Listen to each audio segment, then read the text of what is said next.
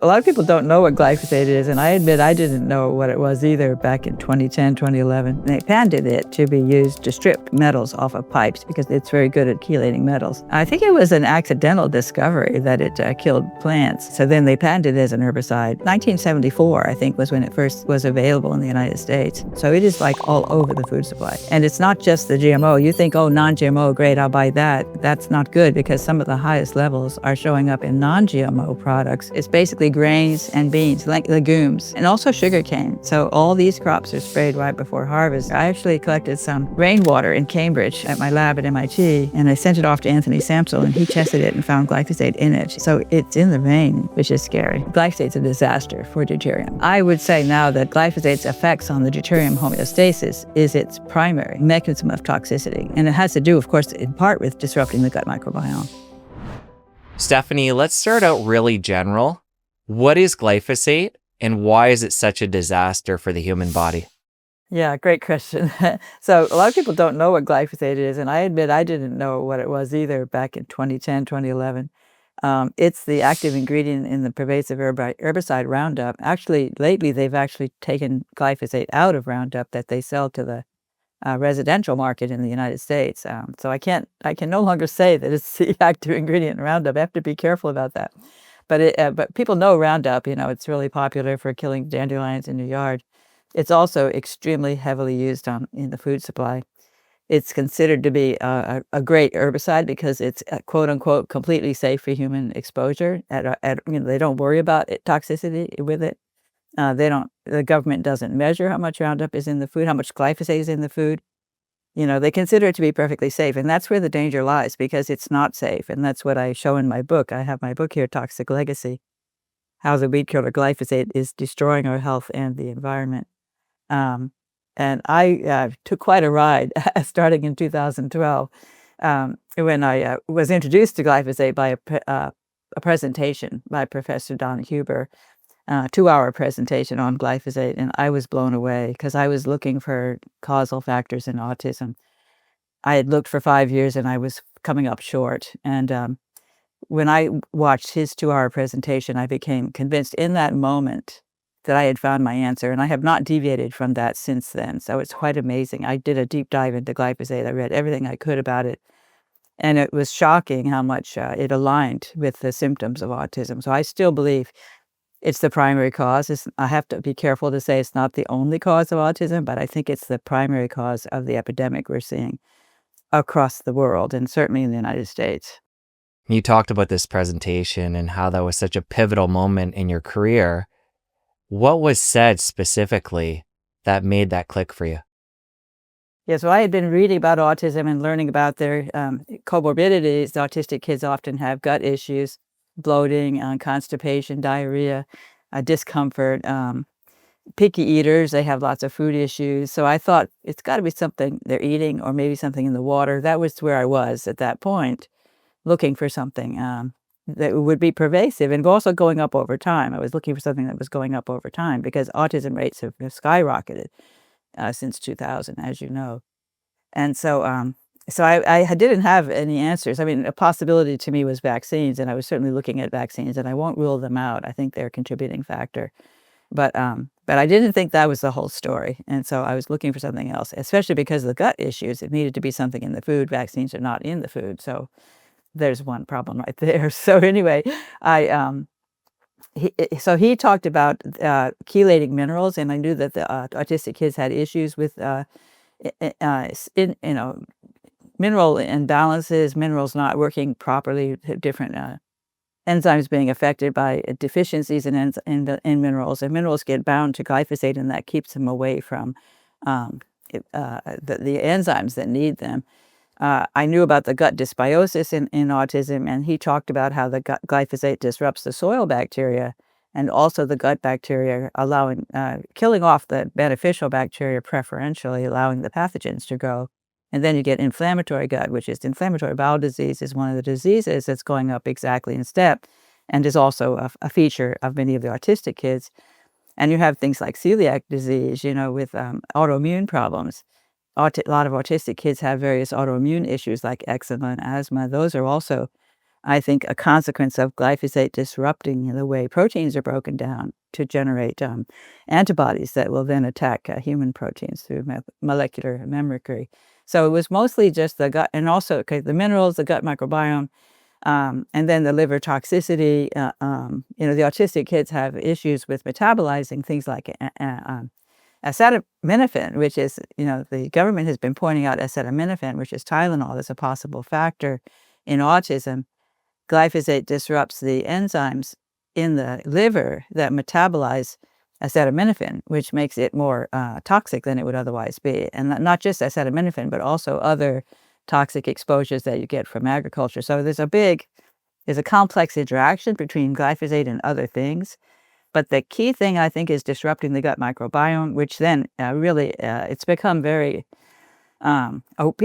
researchers have become very aware recently that the gut microbiome plays a huge role in human health, and that it is disrupted in many cases of people who are suffering from a whole list of diseases. So the connection between the disrupted gut microbiome and all these diseases, including autism, of course, and then the effect of glyphosate on the gut microbiome, that adds up really nicely. And so, generally, I think it's just, to me, it's quite compelling that glyphosate is a causal factor, not just in autism, but in a long list of other diseases as well.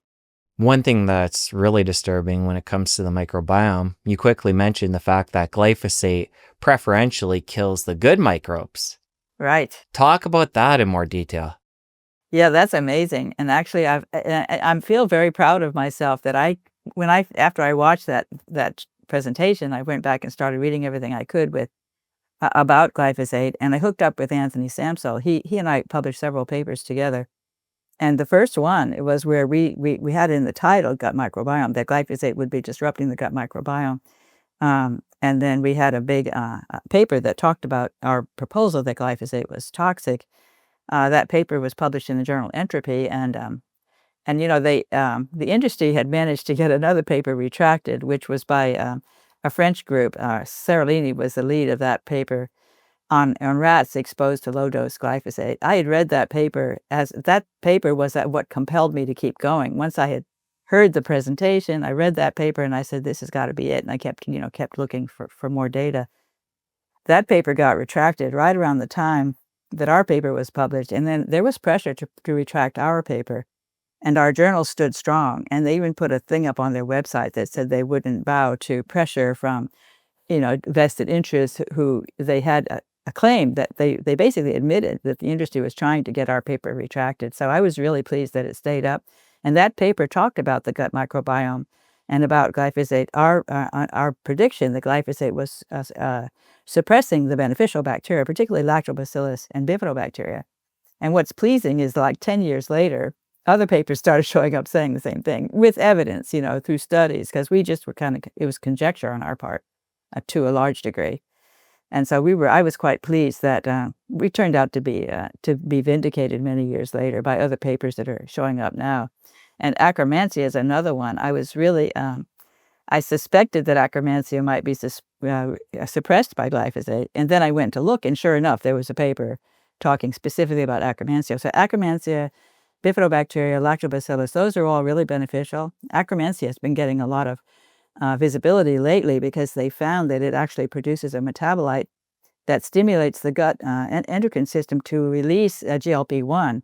And as you probably know, GLP-1 analogs are a big hit right now, and pharma is so happy because they're making lots of money selling these GLP-1 analogs, which are pretending to be GLP-1. And so you can think that we're not producing enough because we don't have enough Akkermansia, and that's why we have to take this drug. And I actually worry about the drug really pretending, because GLP-1, I think, is a signal that says, hey, you know what, the gut microbes are working fine, and therefore you can go ahead and release the insulin and do everything you do with metabolism. If its gut's not working fine, that's when GLP-1 becomes suppressed. This is what I think, theoretically. And so when it's suppressed, then you get, you have diabetes, you get fat, all these problems. But it's because your body is aware that the gut microbes aren't working properly, which has huge implications for human health, because the gut microbes supply really important nutrients for the host. And if they're not working properly, there's kind of a red alarm that goes off throughout the body that says, we got to be careful here, and strategies change as far as metabolism goes. In a sense, I'm thinking that you need to sort of store fat around the abdomen because the microbes are not making enough of those short-chain fatty acids that they normally make that are so healthy for the host. And the butyrate in particular is another one that I've seen a lot of papers lately coming out on butyrate, which is a short-chain fatty acid produced by the gut microbes, and it fuels the colonocytes lining the colon. And so that's their favorite food, and it's been shown to be suppressed. The amount of butyrate is low in many different conditions that have to do with gut dysbiosis, and including conditions like Parkinson's disease that having to do with brain problems. So it's all connected to the gut-brain axis. When the microbes aren't happy, the brain's not happy either. The microbes let the brain know that, hey, we got a problem here. So I think there's kind of a systemic problem that arises as a consequence of a gut problem. And that gut problem is the dysbiosis. Let's take that story even further. What happens to colonocytes and then beyond? Yes, well, then the colonocytes don't do well because they're not getting enough butyrate, and their mitochondria, in fact, become damaged, and so they're not working very well. And then as a consequence of that, there's sort of you get a leaky gut is one of the things for sure, is that the gut becomes leaky because the colonocytes are not healthy. And that's been shown also experimentally with glyphosate that it causes a leaky gut. And that's really a serious problem because then the microbes can get across the barrier, and all the metabolites that they produce, many of those metabolites are toxic, and they can get across the barrier because of the leaky gut, including glyphosate can get across the barrier. And also glyphosate can bind to aluminum and carry it across the barrier, and then aluminum can circulate and get to the brain. I had a paper on this idea that glyphosate is escorting aluminum to the brain, and aluminum in the brain is a feature of autism. If that's been shown in post-mortem studies, too much aluminum in the brain. And of course, also in Alzheimer's, it's very clear that aluminum in the brain is a factor leading to Alzheimer's disease. And both autism and Alzheimer's are going up dramatically over time, exactly in step with the rise in glyphosate usage on core crops. Okay, so the way I understand what you just explained, with a bit more nuance, the glyphosate is masking metals like aluminum, helping escort them through the leaky gut up into the brain. The acidity in the brain allows them to unbind from each other, Right. and then cause the toxic effects in the brain. Of both of them, both the glyphosate and the aluminum become toxic once they separate. Yes, and that's a very, very serious problem. So when it comes to the leaky gut, is the mechanism glyphosate directly impacting that, or is that through the butyrate and cutting off that fuel for the colonocytes? Yeah, it's hard to know exactly what the mechanism is, but there was a study that demonstrated that glyphosate causes that. I think there were two peer-reviewed studies that showed it experimentally, that when with glyphosate exposure, the gut became leaky. So I don't know that those papers understood what the mechanism was, but I suspect it has to do with the butyrate. Inflammation, damage to the colonocytes, and then they can't hold the barrier. Okay, so there was a few different mechanisms you mentioned at the beginning. We got into the microbiome. One of the other ones was the minerals in the soil. Yes. So glyphosate is chelating minerals, not allowing plants to absorb those. Right. So when we eat the plants, they're going to be missing those minerals. And then in turn, if animals eat those and we eat the animals, yes, obviously there is a problem there as well. chain. So let's get into the mechanism and what minerals are greatly impacted. Yes, in fact, I had a whole paper on manganese, which is interesting. And of course, magnesium is a magnificent mineral, so important because so many enzymes depend upon magnesium as a catalyst. So a lot of things become in trouble without adequate magnesium. Manganese, magnesium, copper, zinc. Let's see, what else? Those are the main ones, I think. Manganese, magnesium, copper, and zinc have all been shown to be chelated by glyphosate. And of course, these minerals are interesting because they can be toxic. And I guess actually probably iron even. I'm not so sure about iron. Iron, it does mess up iron for sure. I'm not sure to what extent it binds to iron. It messes up iron through messing up enzymes that manage iron. So it's a complicated story. I wrote about some of that in my book, I think. So anyway, Manganese deficiency, I think, is a feature of autism. And the interesting thing about manganese is that glyphosate, chelating it, making it unavailable, um, actually prevents it from getting recycled. And glyphosate disrupts the bile acids, so it causes a inefficient production of bile acids because of CYP enzymes. Cytochrome P450 enzymes in the liver are suppressed by glyphosate. And manganese normally is sent back to the gut via the bile acids, bound to the bile acids, and then delivered throughout the body via the circulation. And that pathway gets shut down with the glyphosate. This was we published a paper on this theory. Manganese is interesting because it is actually very good at traveling along nerve fibers. And in fact, there's a condition called manganism that shows up in welders because the welders are exposing themselves to manganese when they're welding.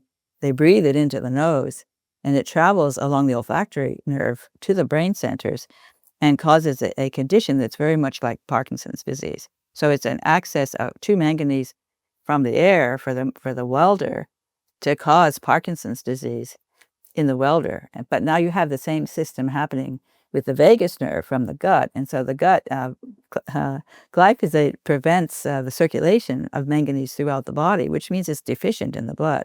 So there's a systemic manganese deficiency. And then because it piles up in the liver and in the gallbladder, it ends up getting sent along the nerve fibers. Because it travels so well along nerve fibers, it goes up to the brain centers in the brainstem, the brainstem nuclei, which is really bad. And that's where you get Parkinson's disease. So you're getting either through the olfactory nerve or through the vagus nerve, you're delivering manganese to the brainstem nuclei, and then that can cause Parkinson's disease. And so actually Parkinson's is associated with glyphosate. Many of the herbicides are connected to Parkinson's. And I remember a paper that was fascinating because they looked at agricultural workers and they did a study on associations between various herbicides and I guess maybe even all kinds of pesticides that these people were exposed to, and looked at the correlation with Parkinson's disease. And they found a correlation for a lot of them. And then they actually did a step to take into account what else they were exposed to at the same time and to do a correction for that, for all the different exposures. And when they did that, everything else went down and glyphosate went up. In other words, glyphosate, it really felt like glyphosate was the stronger signal than the other one. So I think glyphosate is a major risk factor for Parkinson's disease. Okay, so we know now glyphosate's poison. How much of it is the average person taking in? And then how little, obviously you don't want to take any in, it's a poison, but how little starts to cause problems? Yeah, unfortunately, it's toxic at very low levels. And there have been studies, for example, on mice, rats exposed to glyphosate at low doses well below regulatory limits, showing a development of fatty liver disease, even with those very low doses. And I mentioned the Seralini study that got retracted. It got republished, by the way, so it's still valid in a different journal. And that study was really seminal, and that was what persuaded me, as I said, to keep going with the glyphosate. He basically repeated an experiment that the industry had done. He copied their whole strategy with rats in the control group and all the treated groups and the number of rats and the particular kind of rats. He copied what they had done. They looked for 3 months, and they had a declaration that if you don't see any trouble after 3 months, you're good to go with animal studies. You only need to look for 3 months. So they looked for 3 months. Everything was fine. They said doesn't cause problems. Well, Seralini kept it going after 3 months and went all the way to their whole lifespan. And he started seeing problems at 4 months. And by the end of the experiment, there were massive problems. The females had massive mammary tumors. There was kidney damage, liver damage, reproductive issues, early death, all kinds of problems with the exposure long term. So it's a slow kill is an important point. It's a slow kill, and it also can be damaging at very low levels. And the regulatory limits are not adequate. So it's all over the food supply. And this is something my friend Zen Honeycutt has been showing us. As I said, the government doesn't bother to test it. I think they've only tested it on soy 1 year, and I think it was in 2012. And they found it in like over 90% of the soy samples. So it's, it's just like it's all over the soy, which is not surprising because soy is a GMO Roundup ready crop. But Zen Honeycutt has Moms Across America. She has this organization that she recruits moms to help her out, and the moms can collect samples. So the moms collected samples of the school lunches, the kids at the cafeteria, and sent them off for testing. And they found glyphosate in like 95% of the samples of the school lunch samples. And then she did another study on fast food restaurants. And again, at that time, it was 100% of the samples were contaminated with glyphosate. So it is like all over the food supply. And it's not just the GMO. You think, oh, non-GMO, great, I'll buy that. That's not good because some of the highest levels are showing up in non-GMO products derived from, there's a bunch of crops that are sprayed right before harvest. And it's used as a desiccant to kill the crop, sorry. Used as a desiccant. And those crops include wheat, oats, chickpeas, garbanzo beans, lentils, barley. So it's basically grains and beans, like legumes, and also sugarcane. So all these crops are sprayed right before harvest, and that's really bad because it's very close to the harvest, so it hasn't gone away. It gets into the seed, and it's actually there's high levels in wheat germ, for example, because it tends to go into the seed as the crop dies. So they're killing the crop because they're ready to harvest, and in dying, it goes to seed, and it synchronizes the yield and increases the amount of food you can get out of that crop by virtue of doing that desiccation process, and also gets a head start on next year's weeds, right? Because you've already hit the ground with the weed killer to try to keep the weeds out. So the farmers think it's a great idea to do this, and of course they don't realize that it's toxic. But I think it's a huge. If we could just get rid of glyphosate used as a desiccant, I think we would be a lot better off as far as we would get a reduced burden in our food if we did that. And I've even heard you say that it's worse in these crops that are non-GMO. Yeah, it's higher levels in those foods, and that's very dangerous because they can be labeled as non-GMO, and you can think you're buying something that's good, but you're not. And that's, of course, why I think I think it's very clear to me, and I can't believe it's not clear to everybody, that glyphosate is a major factor in gluten intolerance. We have such an epidemic. For most of my life, I was not aware of that there could be such a thing as gluten intolerance. It was that rare. I didn't know about it until I started seeing these gluten-free foods at the grocery store. That's what first tipped me off, and maybe there's something going on here. And then I thought, well, wheat, I said, well, wheat's not a GMO crop. That's really weird. I immediately suspected glyphosate, but I couldn't justify it. And then, of course, I looked and saw, oh my God, it's being sprayed right before harvest. That convinced, and I have a paper, one of my papers is on that, gluten intolerance, linking it to glyphosate. I feel confident, very confident, that glyphosate is the primary cause of gluten intolerance. Let's take a step back and talk about the history here. Who created glyphosate? When was this? I know the initial use was intended at something else, and they've pivoted that, and then we'll work our way back to modern day. Yeah, okay, yes, great. They originally they discovered it was a good because it's a metal chelator. They thought we can use this as a pipe cleaner, and so the idea was and they patented it to be used to strip metals off of pipes because it's very good at chelating metals. I think it was an accidental discovery that it killed plants that led to the breakthrough that then they thought, oh, maybe we can use this as an herbicide. And then they patented it as an herbicide, and then they marketed it. 1974, I think, was when it first was available in the United States. So it goes back many, many decades, 1974. Its use didn't get ramped up until the GMO crops were introduced around the turn of the century.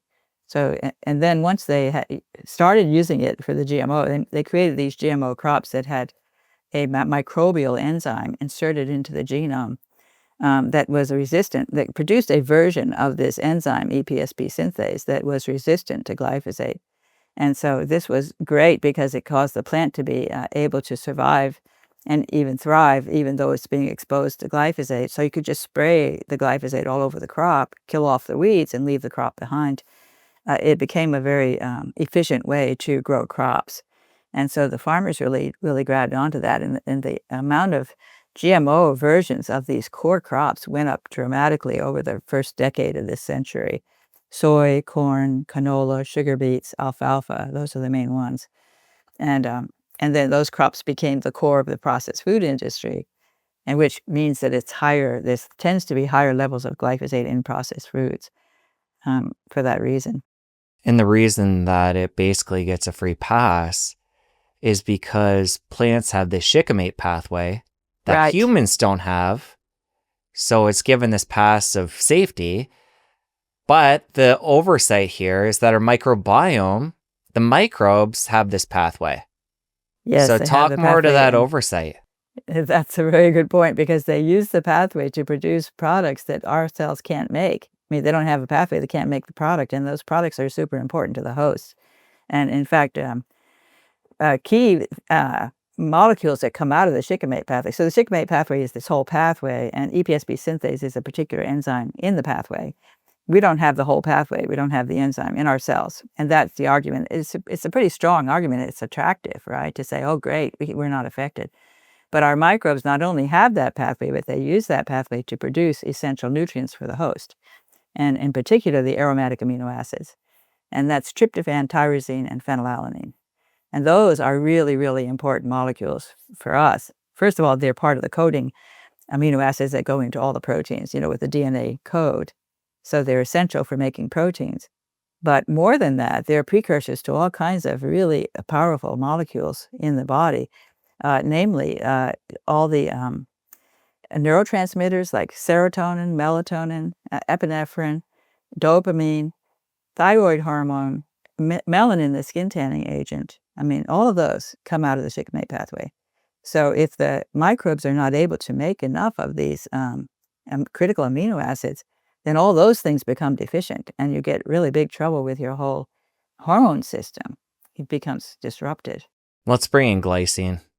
And this is Yeah. where glyphosate becomes a real problem, where the molecule, actually amino acid glycine, looks a lot like glyphosate, so it can sneak in. Talk about the mechanism there.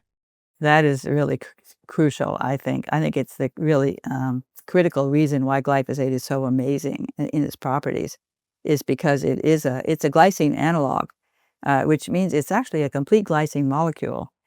The only difference is that there's a proton that's been taken off of the nitrogen atom, and then a whole extra piece that has been stuck onto the nitrogen atom to replace that proton. And that piece is a methylphosphonate. So it's a methyl group, which is CH3, but it has a phosphonate attached to it. And phosphonate is like phosphate, but one short on the oxygen. So phosphate is like PO4, and phosphate is PO3. So it's got a whole bunch of extra stuff there, the methyl group and the phosphonate. The phosphonate is negatively charged. It greatly changes the properties of the molecule by virtue of that extra material stuck on the nitrogen atom. But it's still glycine. The whole thing is glycine. And so it actually matches, it goes where glycine goes, and it disrupts glycine everywhere it goes because it pretends to be glycine. But then it has that extra material which messes up everything. So what I theorize in my book, and it's actually a central story in my book, is that glyphosate is getting into proteins by mistake in place of glycine during the coding process. So you see the code for glycine, the assembly machine, and the machine is very elegant. It has a specific code for each one of the amino acids. So the code for glycine has to fit glycine inside a little area that's very small. Glycine is the smallest amino acid. So that particular protein that is one that matches glycine, that grabs glycine to put it into the code, into the assembled protein. Glycine fits into this little socket that it creates, and so does glyphosate, because the nitrogen has to stay outside of the socket because it has to hook up to the chain. So the part of glyphosate that is glycine fits into the socket beautifully. None of the other amino acids do. So it's how it can select for glycine, but it can also select for glyphosate. So glyphosate gets in there as long as there's not really bulky amino acids next door, so that if there's room for that methylphosphonate. And the situation where there typically is room is in a place in the enzyme where it binds phosphate. So phosphonate and phosphate are very similar. Glyphosate can put its extra piece into the slot, into the hole that's reserved for the substrate, because the substrate has a phosphate that needs to fit in there. Glyphosate can take advantage of that space to put its own phosphonate there, and that completely blocks the ability of the substrate to bind, which completely ruins the protein. And there are lots and lots of proteins that bind phosphate, as I showed in my book. I keep discovering more, and it's amazing. They typically bind phosphate at a site where at least one glycine residue is highly conserved, and that means that that glycine is critical for the protein to work.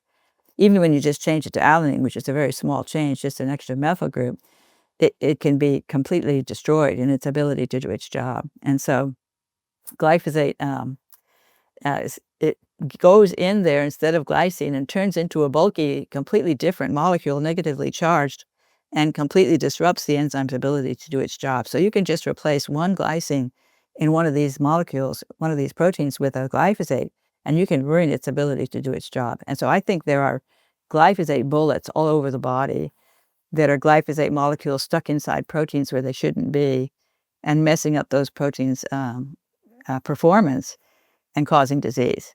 Okay, this is really important. I want to go even deeper here. To make sure I understand, we take in glyphosate in the body. When we're making new proteins, the cell makes a mistake where there would be a glycine and puts the glyphosate in there, Yeah. which is going to change the protein, change its function. So are the proteins detectable by us? Can we look at a human body right now and see how many of our proteins have this change? There is actually a whole technology that allows you to do exactly that. And it turns out there's a group of researchers who published a paper where they did that. And they actually looked for glyphosate substitution. And it's pretty cool technology because you can actually weigh the protein. And if it's going to be heavier if there's those extra pieces from the glyphosate in there. And they know exactly how much heavier it's going to be. So they can determine whether there is a glyphosate substitution for glycine in the protein that's produced by virtue of that extra weight. And so there was a paper published on that, and that paper said something like, the title was something like, "Glyphosate does not substitute for glycine during protein synthesis," something like that. The title does not. But when you read the paper, you say, oh my God, these guys actually found it. And they have a figure 2, I think it is. They have this big picture of these little boxes, and each box has a particular protein that got where they detected glyphosate substitution at certain glycines, and that in each box has in tiny print above it the sequence that they in that amino acid sequence that they found where that glyphosate was there because it was too heavy. The glycine was too heavy by exactly the right amount to be glyphosate, and they had 12 of these, 12 different amino acid sequences, which I basically wrote down and looked up because you can look them up and find out what protein they're in. And I wrote a little, I wrote an article and put it up on my website where I critiqued that paper and showed that those particular proteins, 9 of them were binding phosphate. I mean, they were really beautiful examples of my glyphosate substitution theory, that the places where the glycines were being substituted made sense to me for those proteins. And then what I felt was that the experiment was, so they claimed that everything was a mistake. All of it was noise because they found kind of equal amounts in both the treated group and the untreated group. So and what they were treating was cancer cells. And these cancer cells had been maintained in culture for decades. They came from an ancient person a woman who had breast cancer. And they've maintained, these cells are famous. They're used in lots of studies. So they've been grown in culture for many decades. And when you grow them in culture, you feed them nutrients that are almost certainly contaminated with glyphosate. So these cells have been, both the treated and the untreated group have been exposed to lots of glyphosate throughout their many decades of living in a culture. And they've both picked up lots of glyphosate molecules and stuck them into various proteins. And then when they're grown in the experiment, they break down those proteins, release the glyphosate, and put it into a different protein. So they make new proteins and put the glyphosate in there that they got from the previous protein that was broken down in the whole process of living. So I think it's expected that the untreated group would have also lots of glyphosate substitutions. And so my feeling is that they didn't trust their data because both groups had equal amounts. But they should have trusted data because the data is really striking in terms of which particular sequences where glyphosate was found as a substitution makes a whole lot of sense. Given what we know now about what you just said, do we have any idea, percentage-wise, proteins in our body that might be affected by this? Yeah, percentage-wise, it's hard to say, but I do think collagen is one to worry about because collagen has huge swaths of glycine. It goes for a long sequence of GXY, GXY, GXY, where every third amino acid is a glycine. Tremendous opportunity for glyphosate to substitute. And there are various diseases, genetic diseases, that are caused by a single glycine in collagen can be substituted by something else to cause these genetic diseases. That the disease that has like where you can fold your fingers way back, really flexible joints, a condition. I forget what that's called, but I can't pronounce it. Ehlers-Danlos syndrome, yeah, something you're like that. right. Ehlers, I know, Ehler, Ehlers-Danlos syndrome. Thank you, I'd forgotten that.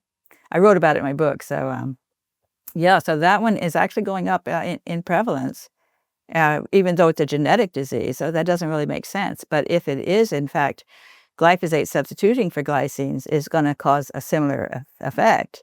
And so, and especially if you already have the genetic predisposition, you're going to be more likely to have trouble early if you're also being exposed to glyphosate. Ehlers-Danlos, that's right. Yeah. The reason I'm so curious, it sounds like a lot of our proteins in the modern world would be affected by this, given Yes. the environment. How functional are those proteins? If we're now Yeah, that's accumulating all these hits over the years and it's so pervasive, how well are these proteins working in our bodies? well, this is where it gets really, really complicated, and this is why I think glyphosate is causal in so many. People argue back with me. I have all these correlations that are going up. All these diseases going up dramatically, exactly in step with glyphosate usage, and then people fire back. A correlation doesn't mean causation, and then they say, how could one chemical cause so many diseases? Right? Those are the two sort of pushbacks on that claim, and I think both are answerable because glyphosate's a mechanism of toxicity is so broad and so widespread in terms of the damage that it does throughout your body that I can believe it could cause all those different diseases by virtue of affecting all these different proteins that it affects. There's a huge list.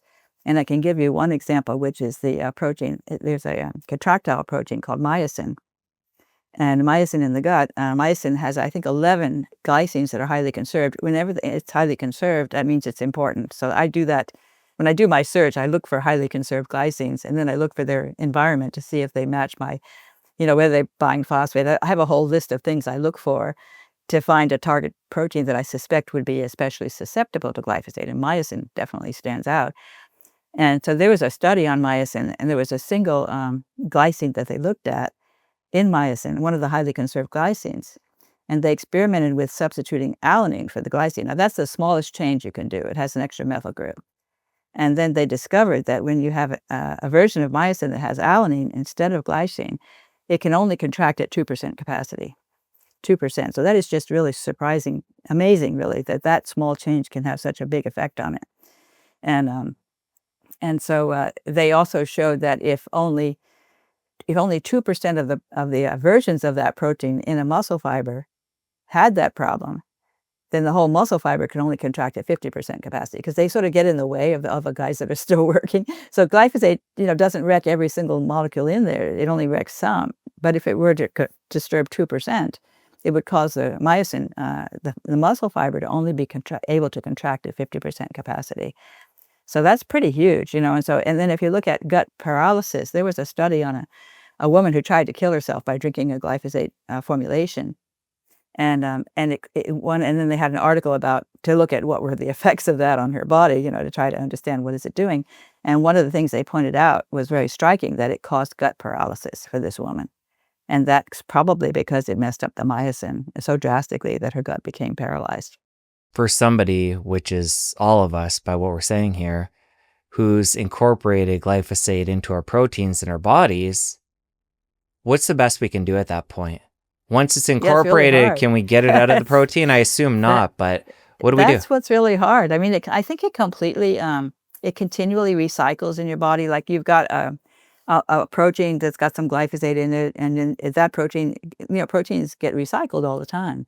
So that protein goes into the lysosome, gets broken down into individual amino acids, and then there's your glyphosate free again. And now we can go find another protein. So I think the glyphosate is constantly shuffling around into different proteins in your body, causing different kinds of disturbances all the time. So you've got glyphosate bullets all over your body. if you've been living with glyphosate for decades, which we have at this point. And I think we all have lots of glyphosate scattered throughout our bodies in various proteins, ready to do some more damage with some other, if you get unlucky and it happens to go into a particular protein that has devastating effects. Even, for example, Alzheimer's disease is pretty amazing because there's this GXXG motif that's a characteristic feature of proteins that are associated with amyloidosis.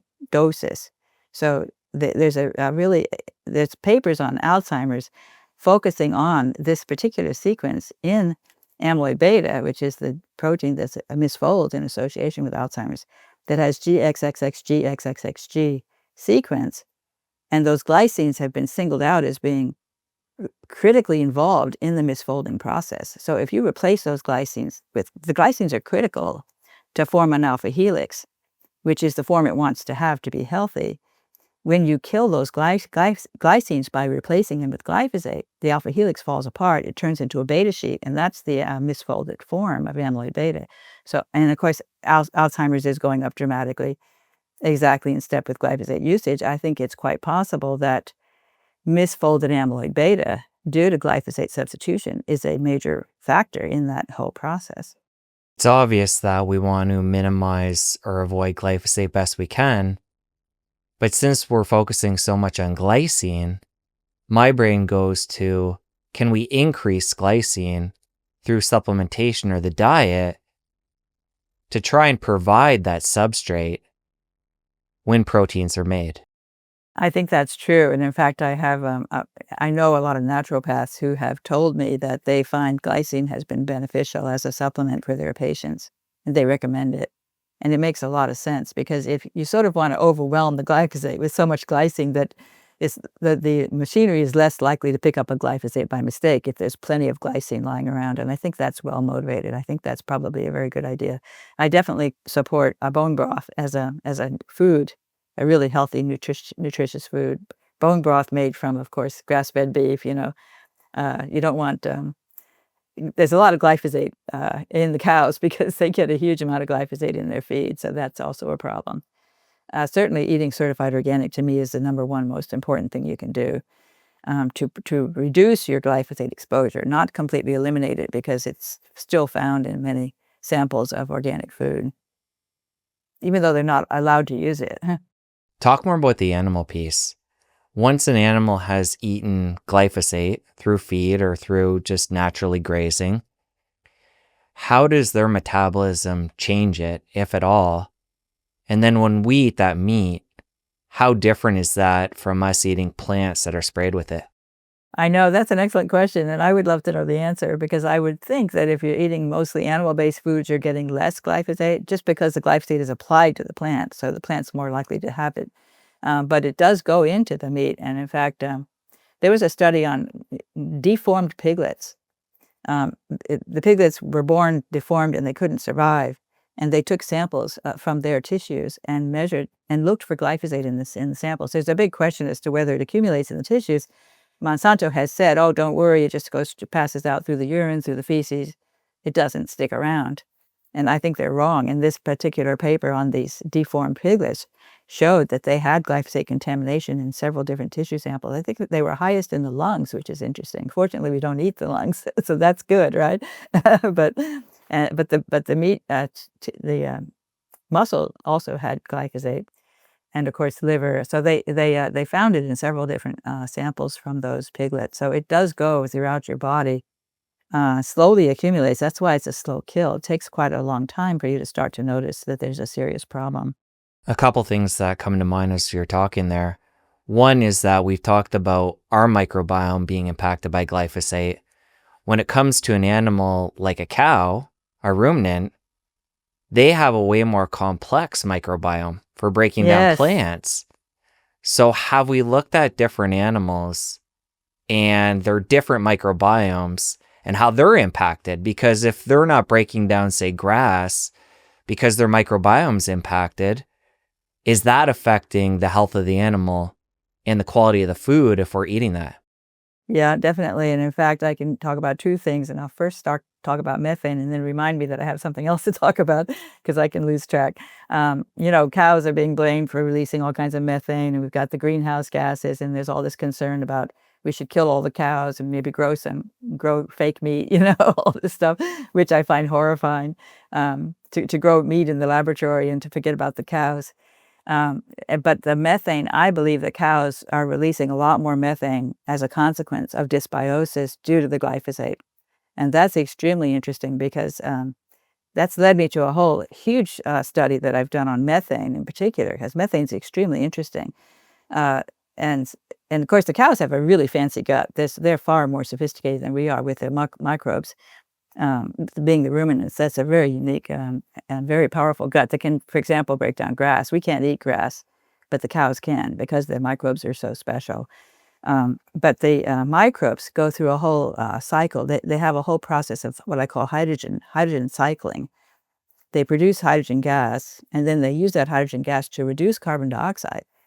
And they can make organic molecules. It's basically like photosynthesis in a way. They use the hydrogen gas to take carbon dioxide out of the air and make organic molecules. They can make all the short-chain fatty acids are made that way. This acetate, propionate, and butyrate, and also methane. Of course, they use the carbon dioxide and the hydrogen to make methane, and then that methane gas can be released and cause trouble, or it can also be further metabolized into methanol and then formaldehyde and then formate, and then it comes back around again and makes more hydrogen gas. There's a whole cycle. But the formate can actually be used as a source of methyl groups for the whole methylation pathways, which are super important in the body. So the methane is actually a very important nutrient if you can turn it into those other things and eventually turn it into methyl groups and then supply the body with methyl groups. Methylation pathways is one of the parts, one of the disturbances in autism, actually. Is the methylation pathways not working properly. But the methylation pathways are sourced from the methane that's produced from the hydrogen gas in the gut, for example, with the cows. And the problem is glyphosate majorly suppresses a whole class of enzymes called dehydrogenases.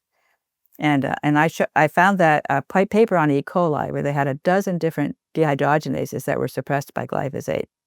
And there was another paper on soil bacteria, the bacteria that grow along the roots of the plant, and they exposed them to glyphosate at one point in time.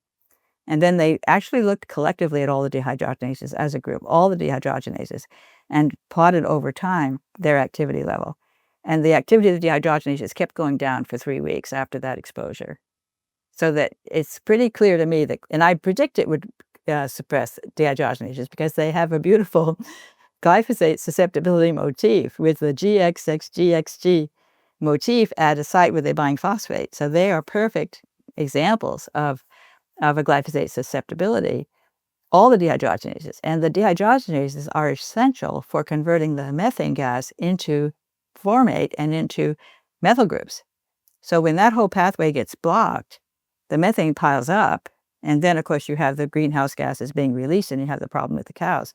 So if you fed the cows organically, they wouldn't be releasing so much methane, and they would be a much better bet for to not be a problem with climate change. Interesting. Because of that. Yeah, so I think that's very significant. And then the other thing is the cows. There were cows that were sick.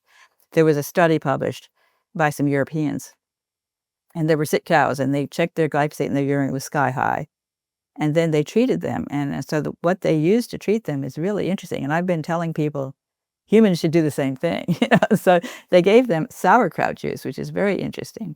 And then they gave them bentonite clay and fulvic acid and humic acid, which is these complex organic molecules from the soil. And they gave them those things, and then they found that their glyphosate level went down and their health improved. So that was really exciting to me because that's kind of the best paper I've seen to suggest what people might do to try to, if they've got symptoms that they suspect are being caused by glyphosate, to do the same thing, really.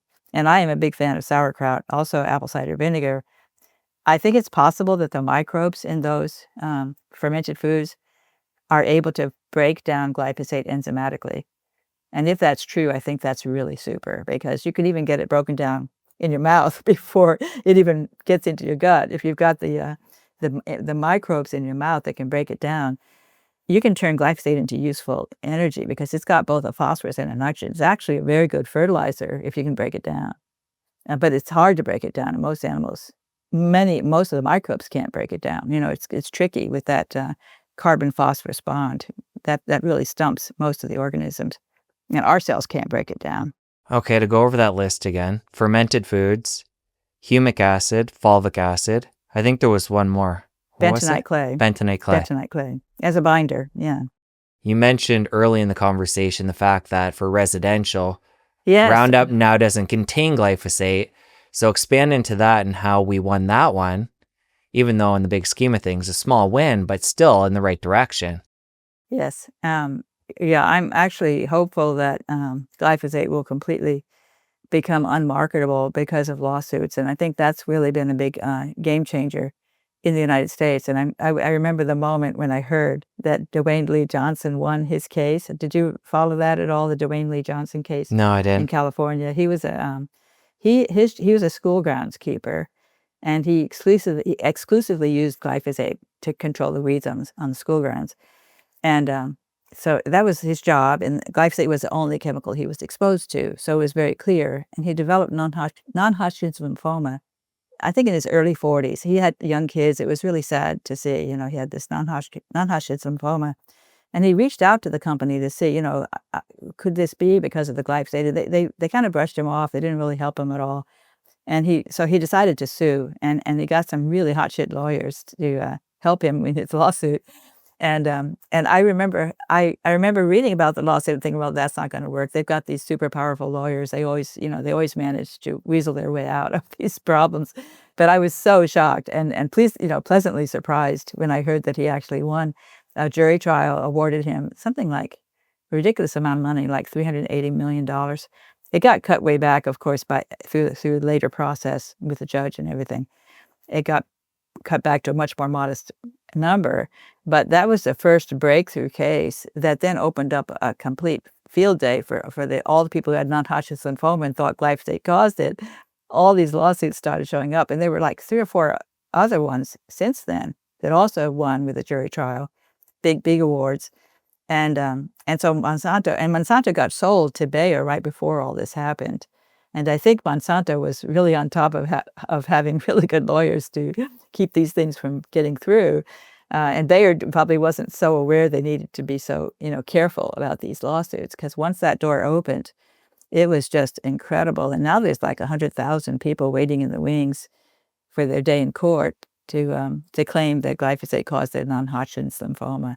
And so Bayer has been really struggling with this. They've been trying very hard now to get legislation through at individual states. Many of the states are they're pushing legislation on these states, bills to be considered, that would basically treat glyphosate like vaccines, to say this stuff is so important for our agriculture that we can't afford to do without it. These lawsuits are going to bring us down. We won't be able to make it anymore if we have so many lawsuits. We can't afford to make it. We need to protect glyphosate. So we need to set up laws that say you can't sue, no matter how bad your health is, because of what you think glyphosate caused that problem. You can't sue because glyphosate is sacred. It's so important to our agriculture that we can't afford to lose it. Those are the kinds of bills that they're setting up, and they've got something I think even I don't know if it's in the big beautiful bill, but it's at the federal level as well. They're working really hard to get laws passed that will protect glyphosate. And that's just really scary. And at the same time, they're threatening to completely close shop on glyphosate if they can't get these laws passed. And I'm hoping that they can't get them passed and they end up forgetting about glyphosate and just not making it anymore, which is what we really need. Of course, then what's going to happen is we'll bring back all these other herbicides, which are supposed to be much more toxic than glyphosate. So it's not really going to be a solution if we have to resort to glufosinate or dicamba or 2,4-D. They're all bad.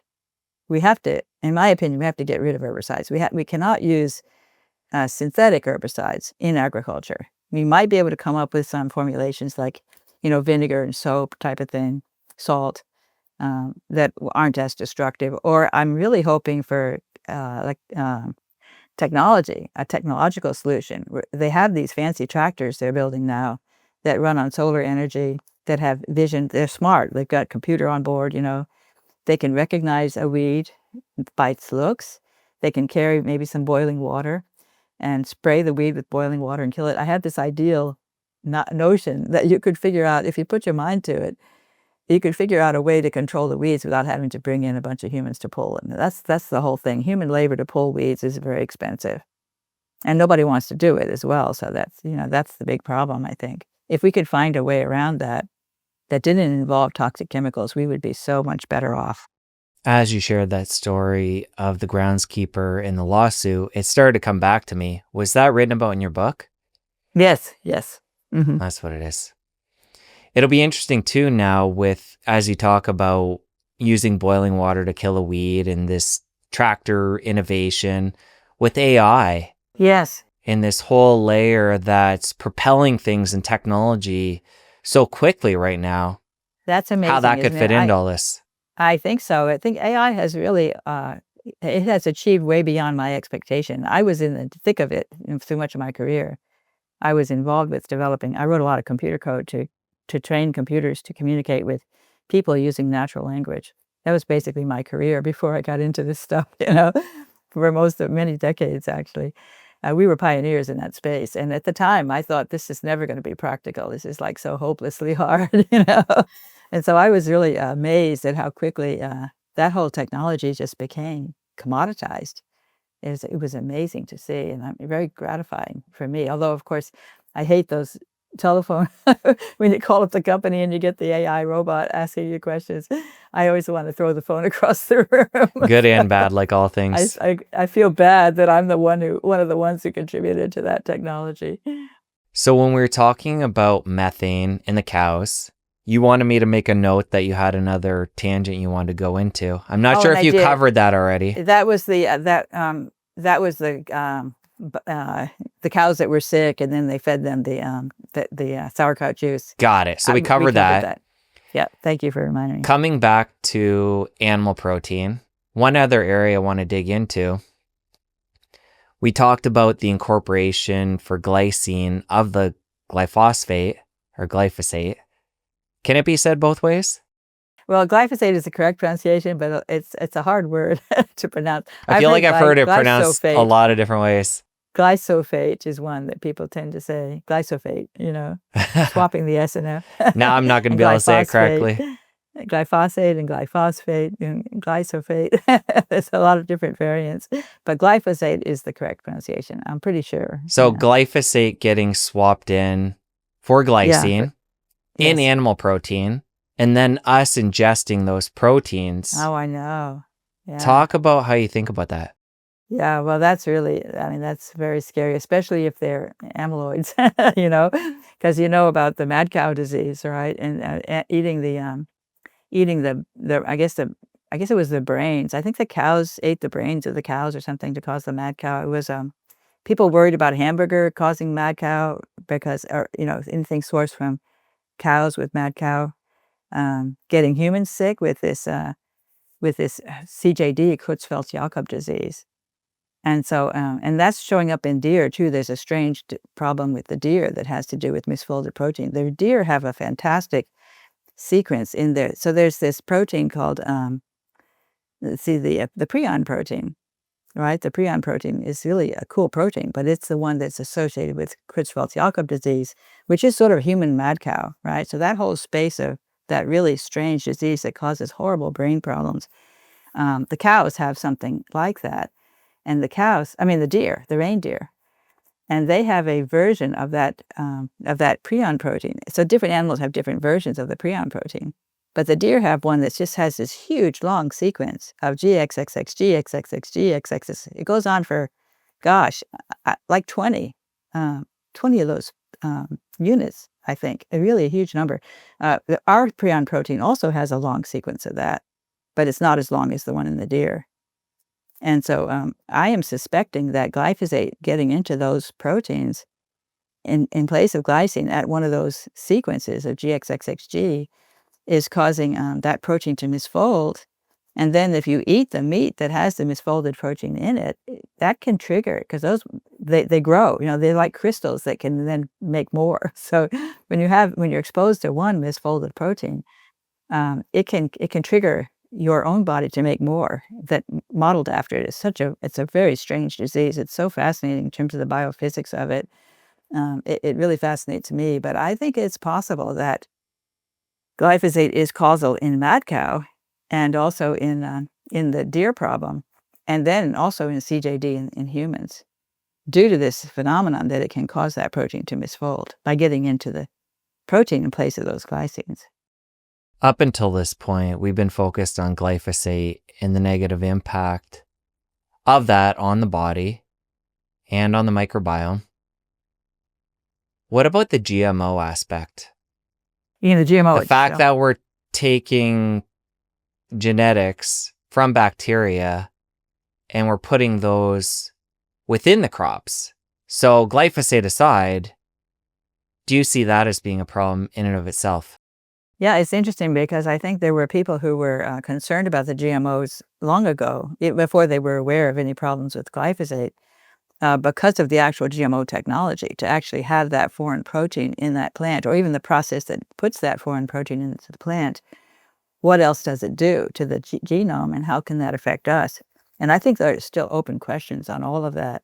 The GMO there's a GMO that produces an insecticide. It gives the animals, I mean the plants, a gene from a microbe that produces an insecticide with that protein, and so that means that the plant produces that same pesticide, and produces this toxic pesticide using the gene that it borrowed from the microbe.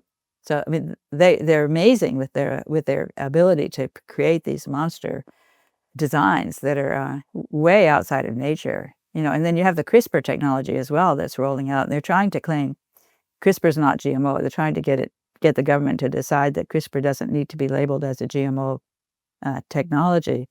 And CRISPR is supposed to be very crisp, and very perfect, but it's not true, because it's all kinds of other things that happen unexpected, and they're finding that out in research that they're doing, that it not only does the specific, it's supposed to be able to do a specific gene editing. It's quite remarkable what CRISPR can do. And they have a lot of hope for CRISPR, even to correct human errors. If you have a genetic defect that's causing a really serious problem, in theory, you could use CRISPR to fix that in an embryo, for example. I mean, it's just pretty amazing, some of the things that you might think of doing. But the CRISPR is not precise, and it turns out it causes all kinds of other genetic changes in random ways that is completely unpredictable as far as what the consequences might be. The GMOs, it's interesting because I was shocked to find this out. When they rolled out the GMO technology, they did experiments to see if those plants were safe. They grew the GMO plants that, for example, with glyphosate resistance, and they grew them organically. They didn't put any glyphosate on them. And then they tested to see if they were safe to eat. So they left out a really important part of the GMO, which was the fact that you could use the glyphosate was going to show up in the product. They just left the glyphosate part out when they did the study. So they do a lot of cheating, I think, when they studied glyphosate to get it to be approved. They left out all the other stuff that's in Roundup, because you have a lot of different adjuvants and surfactants that are added to the product to make the glyphosate more toxic, better able to be taken up by the plant cells. Also, those things are also independently toxic. So there have been people who've written articles that claim that the other stuff in Roundup is more toxic than the glyphosate. Not to mention the interaction of Certainly, all of it together. exactly. It makes the glyphosate more toxic, and it's also toxic in and of itself. And so that's a whole other issue, that when they studied glyphosate exposure in animal studies or in cultures, they didn't put those other things in there. They just used the pure glyphosate. Hypothetical situation. A farmer reads your book, decides to ditch glyphosate. How long does it take for the soil and the field to get back to baseline? And then do we have technologies that are natural we can use to speed that up? Right. No, those are excellent questions. And I know there are people who are working in that space. And I think it's a very important area that needs more research right now, because we're going to have I think if we finally realize glyphosate's not good, we're going to have a lot of people eager to get it out of their soil. Glyphosate is interesting because they claim it it gets metabolized in a couple of weeks in a normal environment, like in the soil. But it's not true. And certainly there are some soils where it survives for a very long time. And there was a study, for example, in Brazil. I wrote about that in my book, where they were looking at glyphosate levels in the soil year by year where the crop was a GMO Roundup Ready crop. And they found that every year there was more glyphosate in the soil. So it was accumulating over time. It was not going away from the previous year. And so I think there's many, many soils that are stuck with a lot of glyphosate. And you need to have microbes that can break it down. Sunlight can break it down. And certainly it's the case that you're in limbo. If you've got a farm where you've been using glyphosate for years and you decide, no, I don't want to do this anymore, I want to make it an organic farm, you have to go through a process that can take quite a long time, because they'll test your soil to see if it's okay. And if it's not, you've got to wait another year. So meanwhile, you're growing your crop organically. You're not using glyphosate, but you can't sell it as an organic crop because you can't get certified. So that's a really nasty limbo period. I would love to see the government actually do some subsidies. Anybody who has a farm that is using glyphosate, to say, turn your farm into an organic farm. And during that period, when you can't sell it as an organic crop, we will subsidize you with the difference to help you survive through that period. Then you can finally have an organic crop to sell. If the government would support that, I think it would be fantastic to help the farmers get over that hump, because there's that hurdle. If you've got soil that's toxic because of the glyphosate and you want to be organic, you can't just turnkey and make it happen tomorrow. You can only imagine these poor farmers that have been spraying this for years and been part of multi-generational farms. I know this is relatively new, but even if it's 25, 30 years, the exposure in their body and what that's doing. Yeah. Do we have a lot of research looking at that? Well, there was a movie that I watched on tobacco farms in, I think it was in Brazil. And there were children involved in this. It was a very sad movie because it was talking about these farmers who grew tobacco. And I think it was Reynolds that was they would sell it to Reynolds. They had a relationship with them, that's how they would sell their tobacco. And Reynolds required that they have GMO Roundup Ready tobacco, and that they have to use glyphosate on the crop. And then the kids, there were these children that were very sick and really genetically damaged with really horrible diseases that were that these people, the kids of these people were not healthy, and they understood that it was probably because of the glyphosate, but they couldn't not use the glyphosate because Reynolds wouldn't buy the product if they didn't, which was just really sad. And this gets me thinking about when these kids have kids of their own. Yeah. How can this, or can it, translate between a parent and a new child? Excellent question. And that's something that's been looked into in recent papers. And it's really, really shocking, because there's actually a study on rats, and they exposed the pregnant rat to low-dose glyphosate. And the pregnant rat was fine. And then they had the offspring. The offspring grew up. They had their, they went down to pups and grandpups. I think great-grandpups, through generations of these rats. And they found that the exposure was just that pregnant great-great-grandmother, right? But every generation got sicker with various problems that are that they suspected were due to epigenetics. And so it was really fascinating that actually the germ cells are very, very sensitive to toxic exposures during pregnancy. That's why you have to be really, really super healthy when you're pregnant. And so the germ cells actually reacted to those toxic exposures by changing the methylation patterns to code for that, to say, I got exposed to this awful toxin in utero. And then the offspring remember that in their epigenetic. It's really amazing biology that the epigenetics dictates certain policies that end up giving them diseases and things like obesity, and I forget what the reproductive issues for sure. And maybe that's because it's kind of like, if you think about it, I always think everything in biology has a purpose.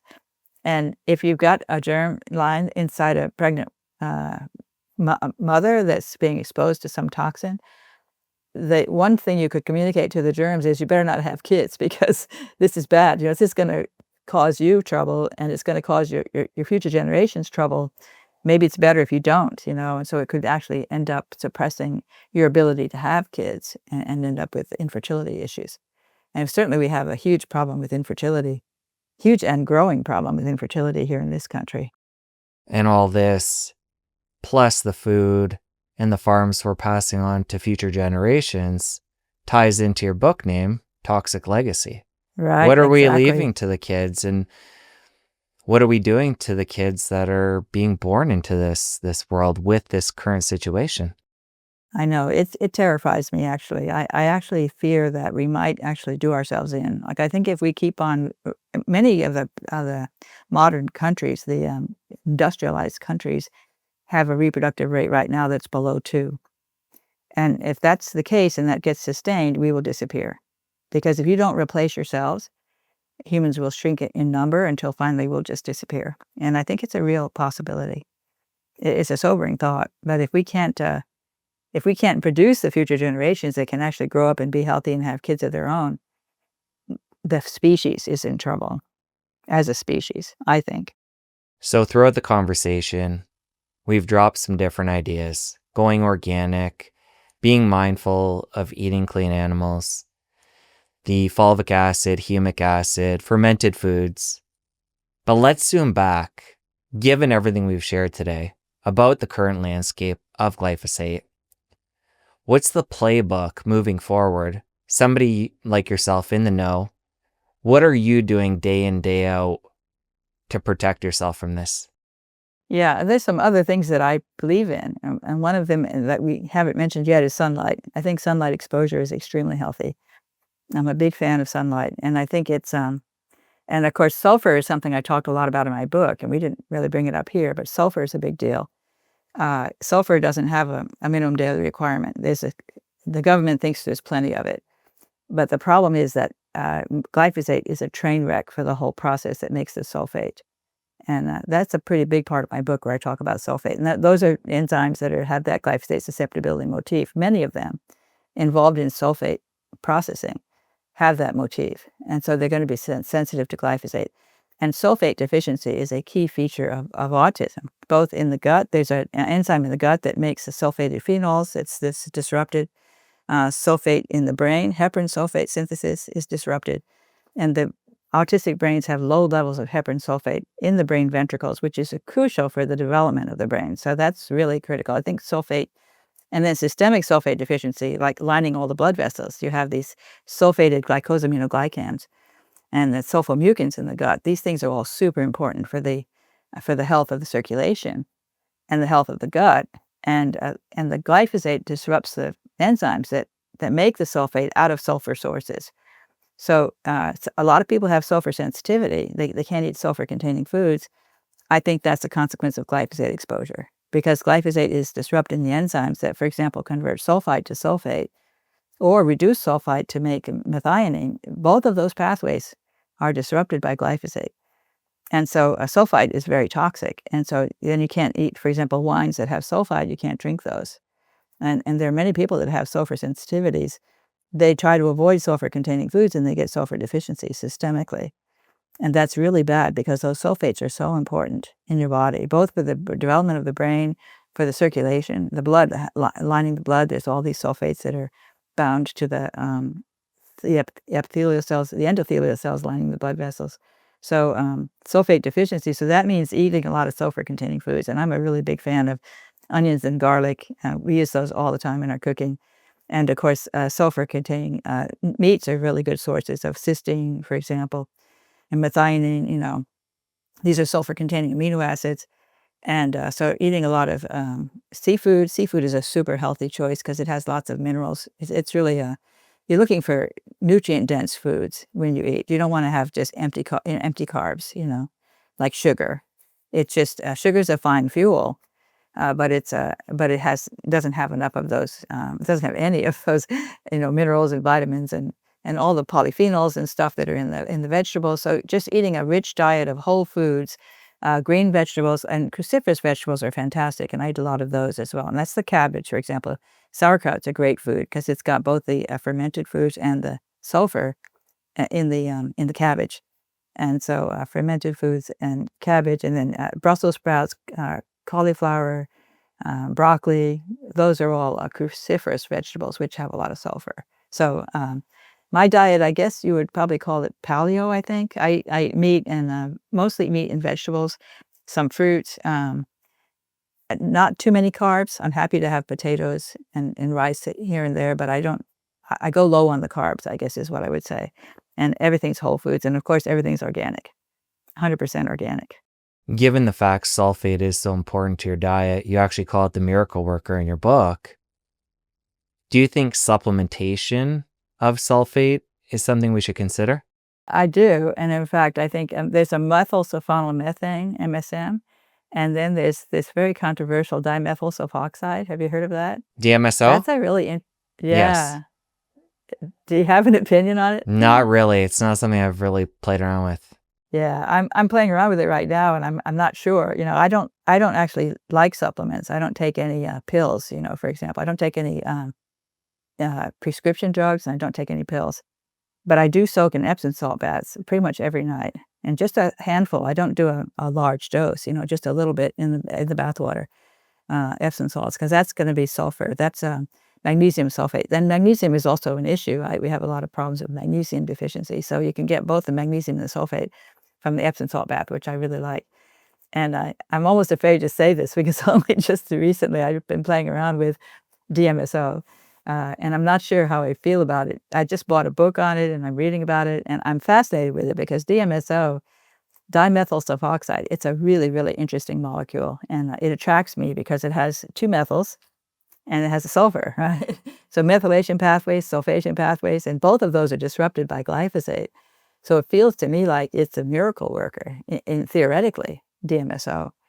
And I've just been applying it topically, and so far so good. I feel like I've been sleeping. It's only been the last week, so this is brand new. I haven't talked about it before, so this is a new thing in this particular podcast interview. But so far, I feel quite positive about it, and it makes sense to me. And the other thing that's great about it is that it's natural. It's not synthetic. I was really pleased to know that they get it from trees. So, because if it were synthetic, it wouldn't be. There's differences between the synthetic and the natural that I care about. How do you feel about saunas as a modality to detox, and then any specific value there, getting glyphosate out of the body? Yeah. And the reason I ask it that way, and I'm puzzled on if it would really do anything, is because glyphosate becomes part of our proteins. So is there really a period of time that we have a chance at getting it out of the body before it just becomes part of us? Yeah, I know. That's a big issue, isn't it? As far as whether it's available to get rid of. When it gets stuck into the proteins, it's very hard to get rid of it because you have to break down those proteins first and then release that glyphosate into circulation and then to push it out through the skin. When you, I think the saunas are probably a good way to detox. I would think to push out even toxic metals, for example, or any kind of toxic. Would make sense to me that your body would want to sweat them out, to push those toxins out through the skin. It would be a great way to eliminate toxic exposures in general. Now, whether glyphosate is part of that mix or not, I'm not sure. But it would make sense. I mean, when you pee it out, so they do find it in your urine quite routinely, actually. Many people are contaminated with glyphosate in the urine, so it's being pushed out through the urine. So probably it would be pushed out through the skin as well, if you sweat. I would think so. Any value in getting tested to see your current glyphosate levels? You can do that. Yeah, the question is how you interpret it. It basically, if you get urine glyphosate test, it's looking at mostly what your exposure over the last couple of weeks. So it's not going to. You'd have to sort of do it multiple times to get a sense of how much variance there is in that exposure. Certainly, you'd be very happy to find that you didn't have any. That would be terrific, and so it's something you can do. Which ties back to And if it's sky high, you start to worry about where is it coming from, right? Because you could be eating organic and then it's sky high and it's like, wait a minute, how come, am I breathing it in from the air? Because it is in the air. I actually collected some rainwater in Cambridge at my lab at MIT, and I sent it off to Anthony Samsel, and he tested it and found glyphosate in it, in the rainwater. So it's in the rain, which is scary. what you said there about a couple weeks. that was getting at what I was referring to with the sauna. The fact that since it is becoming part of us in our proteins, there is a limited window there where we can really see its impact before we absorb it and make it part of us. Yeah, there's a certain percentage, and I think it's a small percent usually, that gets incorporated into your proteins, and the rest of it gets eliminated through feces or through urine or through sweating, various ways to get it out. But that small percentage accumulates. That's the dangerous part. Okay. So Glad we you're clarified. I didn't gradually realize getting, there's only a small part that got incorporated. but it accumulates over time, and that's the really dangerous thing because you get more and more as you live longer, and so then you start to get disease when you've lived long enough to accumulate enough glyphosate to be problematic. Okay, so glyphosate's in the food, in the rainwater. What about just inhalation in the air?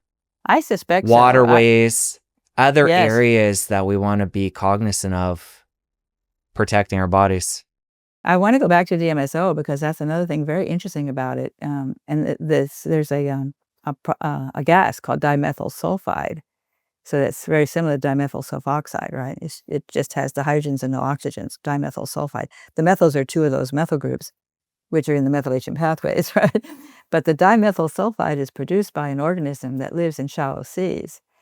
And this is really, I was so fascinated when I read about this. And that organism is crucial. It releases that gas, which goes up into the air and seeds clouds. So it helps to make rain form over the ocean. And that organism is very sensitive to glyphosate. I found an article that showed that it gets killed by glyphosate. So you think of the Mississippi River and all that glyphosate coming down from all those crops and pouring out into the Gulf from the mouth of the Mississippi River, killing off those guys who make the dimethyl sulfide, which then prevents the clouds from forming, which then makes the oceans hotter because there's more sun, heats up the oceans, and that's what's killing the coral. So I think there could be a connection through all of that.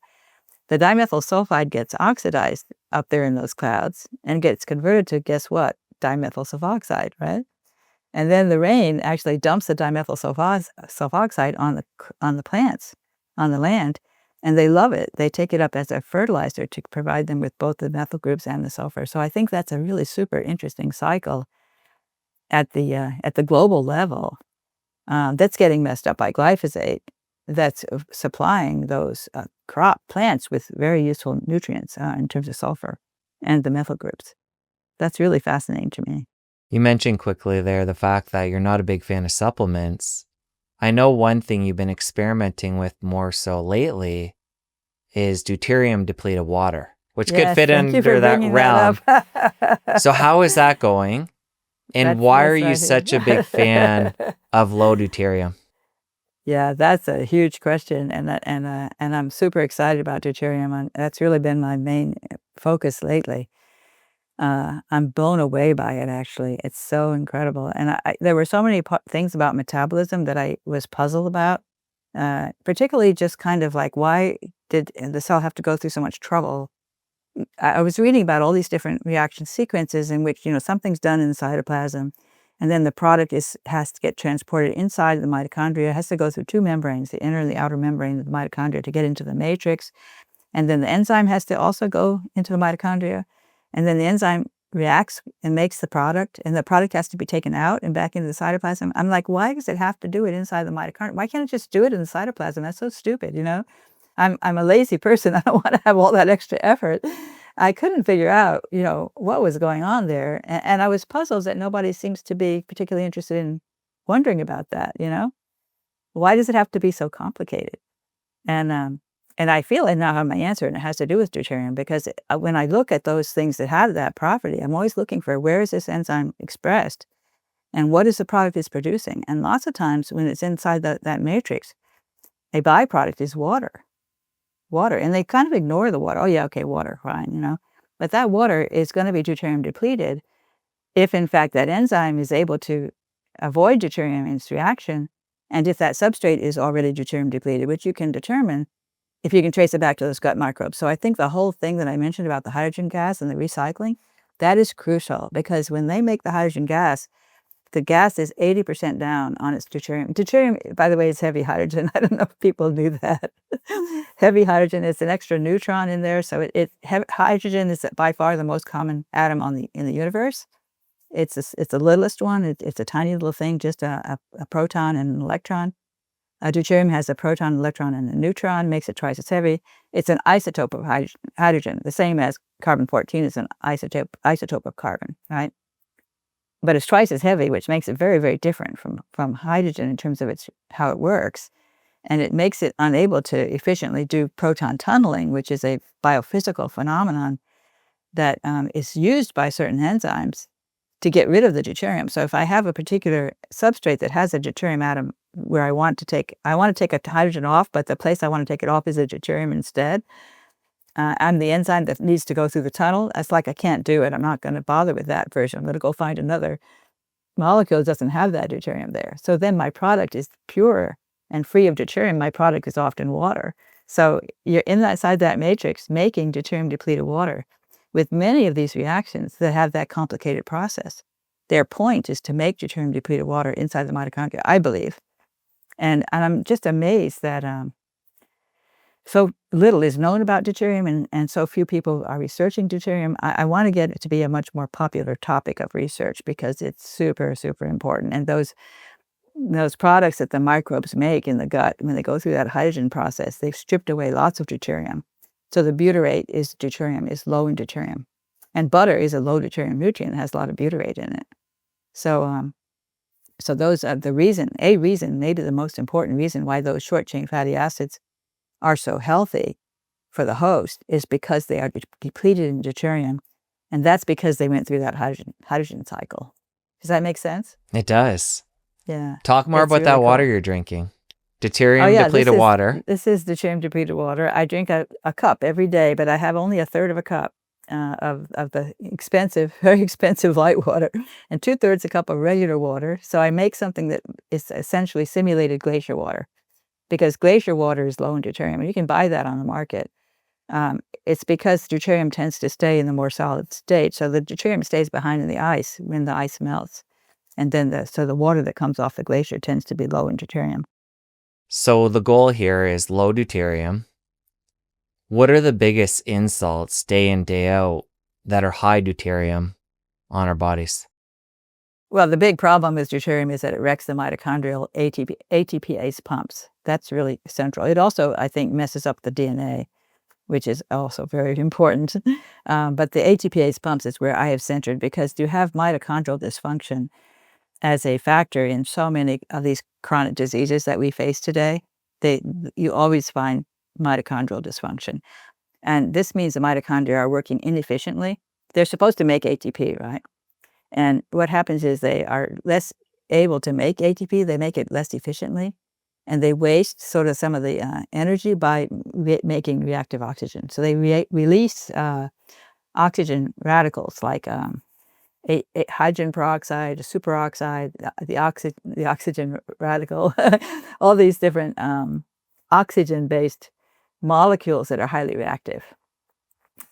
Something called OH dot. I don't even know how to call that one, but there's all these so incomplete water molecules, if you will, that are reactive, and those can cause DNA damage in the mitochondria because the mitochondria have DNA, and they can cause mutations in the mitochondrial DNA, which is a big deal.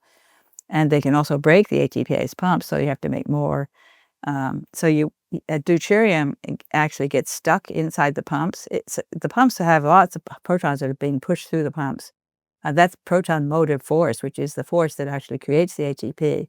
ADP gets converted to ATP, a water molecule comes out, and that's a deuterium-depleted water molecule because those protons are deuterium-depleted. So all the mechanisms are centered on putting low deuterium protons into the intermembrane space of the mitochondria. And then those low deuterium protons come through those ATPase pumps. And whenever there's a deuterium coming through, it's a stutter in the pump. It basically it blocks.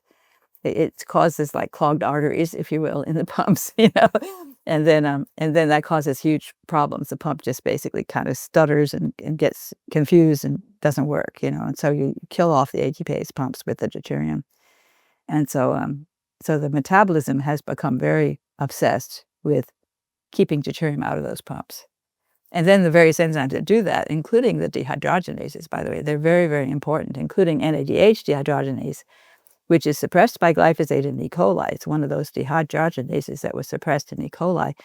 That one delivers those low deuterium protons to the intermembrane space. That is so crucial, NADH dehydrogenase in the mitochondria. And so glyphosate suppresses it. So that is really serious business, very disruptive. So glyphosate causes mitochondrial damage, and then that leads to all these different diseases that glyphosate causes. Okay, to zoom back in a practical sense here, what does it look like to live a low deuterium lifestyle? You have your water. You mentioned the butyrate being made by the microbiome. Butter. Yeah. Probiotics. We know the mitochondria are making deuterium depleted water. But what does this look like, again, to zoom back, somebody that wants to be cognizant of this? What are the big things in life right now that might be upping deuterium? And then what are some other hacks or ways that we can bring it down? Well, one thing to know, generally speaking, is that fats typically contain low deuterium. They're reduced deuterium. Proteins in the middle, and carbs the highest. So if you eat a diet that's high in fats and low in carbs, you're getting a low deuterium diet. So that's a good place to start. Now, glyphosate is such a train wreck for everything in the gut that makes all that beautiful butyrate that glyphosate's a disaster for deuterium, really a disaster. I feel like it's, I would say now that glyphosate's effects on the deuterium homeostasis is its primary mechanism of toxicity. And it has to do, of course, in part with disrupting the gut microbiome. And how low do we want to get deuterium? Yeah. Obviously, the water you're drinking is a hack to bring it down. We want to be cognizant and live a lifestyle low in deuterium in general. But is there a sweet spot? What is the average person at right now, if we know? And then where do we want to get that to?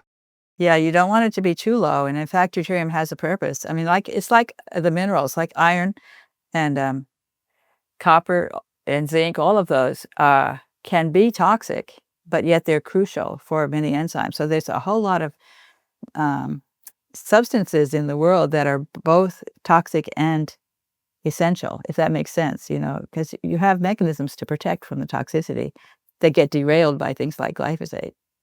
And so deuterium has that same property. The deuterium, well, it's really interesting. What I believe is that the deuterium is being trapped in gelled water that's created by the sulfates that line all the blood vessels and also that line the gut, because you've got the sulfomucins in the gut that are so important for the gut health.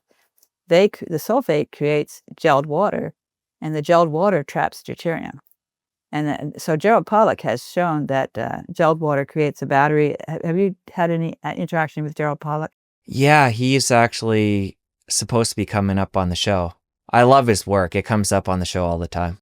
Yeah, he's really cool. I know him personally, and I really enjoy his books. I've read several of his books, well, 2.5 of his books. I've got the new one, which isn't even published yet, which is pretty fascinating too, about the climate and the protons. So the gelled water pushes the protons out and creates a battery at the boundary between the gelled water and the fluid water. And that's happening all over the blood vessels. So you have all this gel lining the blood vessels with those sulfates attached to the endothelial cells. And then the gel is trapping the deuterium and pushing out protons that are deuterium depleted. And there's a simple reason for that, because if you have a water molecule that has OHD, so a D replacing one of the hydrogens, and you split it into OH minus and H plus, where's the D going to go? It's going to stay with the O. It's going to be OD minus and H plus, because deuterium sticks harder to the oxygen than hydrogen does. Hydrogen lets go more easily.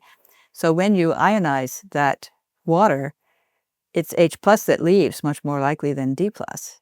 And then the H plus goes out, with this whole battery thing, and leaves behind the D plus bound to the oxygen.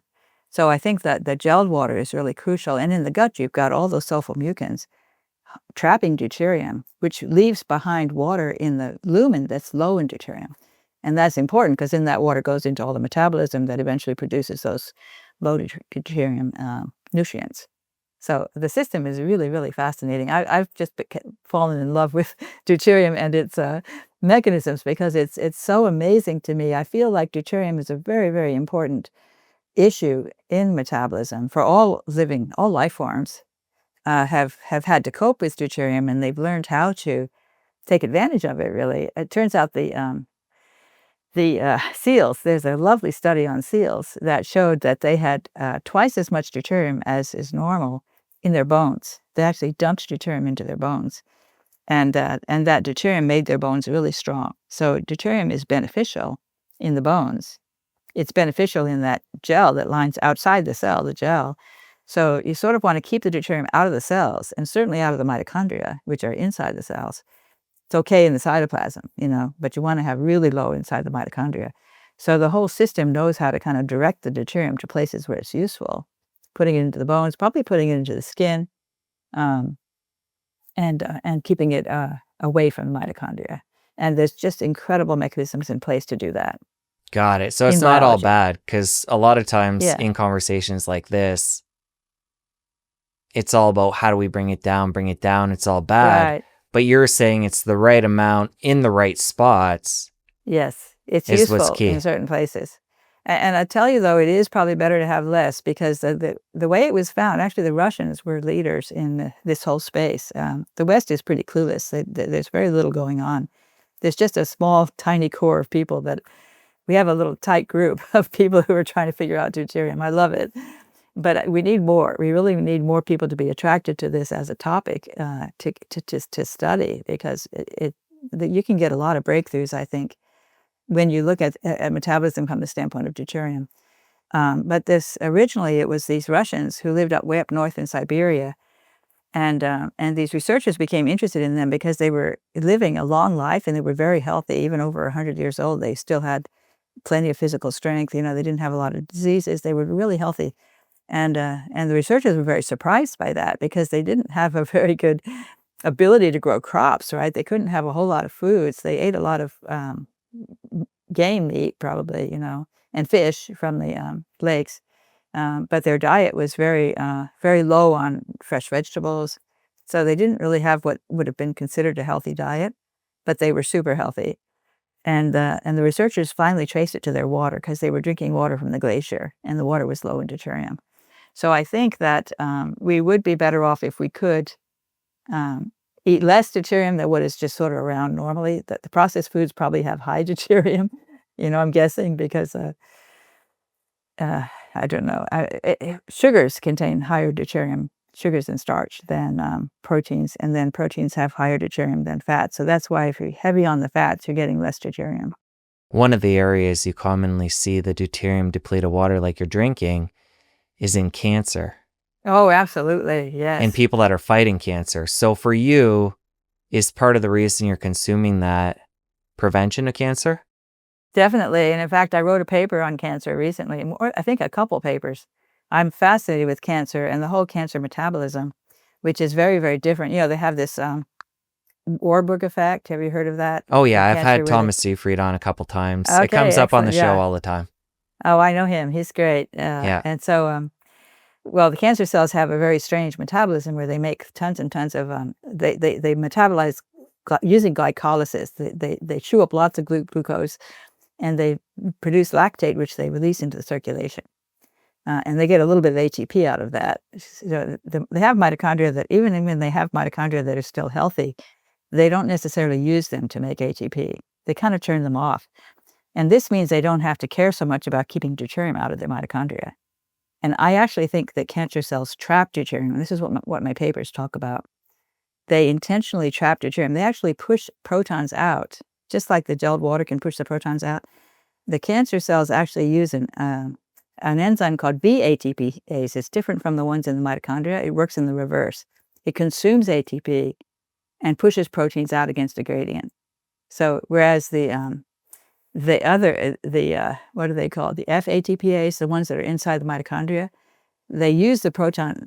They push the protons across a gradient where there's a lot less protons where they're trying to go. So the protons that want to move into the other space, and that provides the motive force that turns the motor to make the ATP. So these two kinds of ATPase are opposing each other. One of them is pushing protons against a gradient, requiring burning ATP, and the other one is making ATP by allowing protons to pass through to the other side where they want to go because of this increased concentration where they are. Does that make sense? That wasn't said the best way, but trying to figure out how to say that That's without great. sounding too complicated. No, keep But going. these VHEPase pumps are amazing because they push out protons but not deuterons. And there's a fantastic paper on yeast that looked at their VHEPase and found out that there's a quote in that paper that said that they were possibly completely unable to push deuterium out. Like they said, they really don't. They have a very low probability of pushing a deuteron out. They only push out protons. So they have this what they call a deuterium kinetic isotope effect. They have a very strong kinetic isotope effect. And these VHEPase enzymes are working inside those cancer cells, pushing protons out to the medium, leaving behind a higher deuterium concentration inside the cell. So I think that cancer cells are actually, I believe they're caused by deuterium toxicity, by disrupted deuterium system and broken mitochondria systemically. And the cancer actually is helping to solve the problem by releasing deuterium depleted, and lactate is a deuterium depleted nutrient that it releases. They make massive amounts of lactate. They ship it out. It can feed those immune cells that swarm. The immune cells swarm into the cancer environment, but they don't kill the cancer. They stand off. And that's because they're very happy to get everything the cancer is providing them, the low deuterium water, the protons, and the lactate, which is a low deuterium nutrient. And so the immune cells are helping, the cancer cells are helping the immune cells to get healthy, to restore health to their mitochondria. And once the immune cells are healthy, then they can turn around and clear the cancer. But they won't clear it until they have enough health to do so. And the cancer is providing them with that health. So that is just really cool to me. I think that's what's going on with cancer. Fascinating stuff. And I think a good way to come full circle, now that we're talking about cancer, is to bring glyphosate into what you're just talking about and tie that in. Absolutely. I mean, that's why I think glyphosate messes up the deuterium system. And then when you have this deuterium problem, it generates cancer.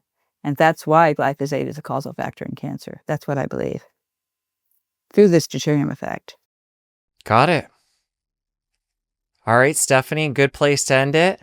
Really Yeah, that enjoyed was your a great book. conversation. Enjoyed the Almost 2 hours. conversation. You are a wealth of information. We're going to link up your books, your social media, your website. Great. Thanks for coming on. Thank you so much. This was great. Now that you're done, you're going to want to stick around here and catch this other incredible episode. You don't want to miss it. I'll see you over there. When you lose weight by cutting calories, your basal metabolic rate drops by about 25%. And for all practical purposes, it's permanent. Study after study has shown if you cut calories...